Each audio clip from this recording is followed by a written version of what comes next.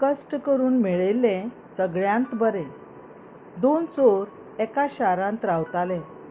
दर दिसा ते चोरी करून माल वांटून घेताले. एक भाग स्वता खातीर आनी दुसरो भाग देवाक दिताले. एके राती ते चोरयेक भायर सरले. जायती भोंवडी जाली तरी तांकां चोरयेची संद मेळ्ळी ना. दोगूय थकले आनी देवळांत बसले. थंय तांकां एक संत मेळ्ळो. संतान तांकां तांची वळख विचारली तेन्ना तांणी स्वता विशीं खरें सांगलें. हें आयकून संतान म्हणलें, तुमी जें करतात तें बरें काय वायट अशें तुमकां केन्ना दिसलां? चोरान म्हणलें, आमी जें करतात तें बरें आसूंक जाय, कारण चोरून मेळपी गिरेस्तकाय वा माल आमी दोन भागांनी वांट्टात.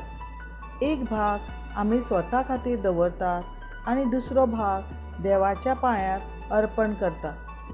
तेन्ना संतान आपल्या पोतयेंतल्यान एक जितो कोंबो काडलो आनी तांकां दिलो आनी म्हणलें, तुमकां आयज चोरपाक मेळूंक ना.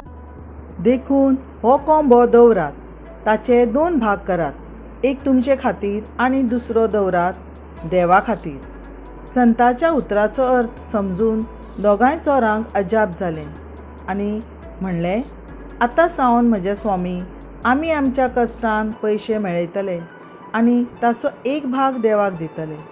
दोगांयनी साधूक नमस्कार करून थंयच्यान भायर सरले.